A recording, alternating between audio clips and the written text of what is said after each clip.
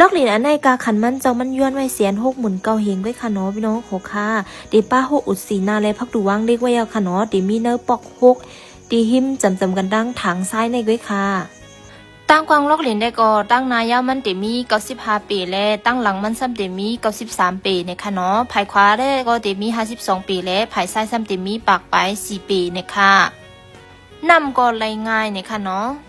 กาขันมัน160,000เกาเฮงได้เดี๋ยวเป็นเงินเขนะคะเนาะอยู่ดีขันเงินขึ้นลงเหกาขันมันเดี๋ยวแลกลายอยู่อิดออดเนี่ยค่ะเพราะว่าเงินมันได้ก็เดี๋ยวตกอยู่เกา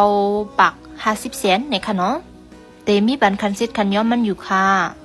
สังเกตว่าพี่น้องเขาส่วนจะลอกลินกันในแลใครมาด้วยตั้งนอกมันเนี่ยก็กับสืบต้องทำอะไรดีหมายฟงจุ่มนินไหมหมอกรเขาอะไรอยู่ค่ะเนาะ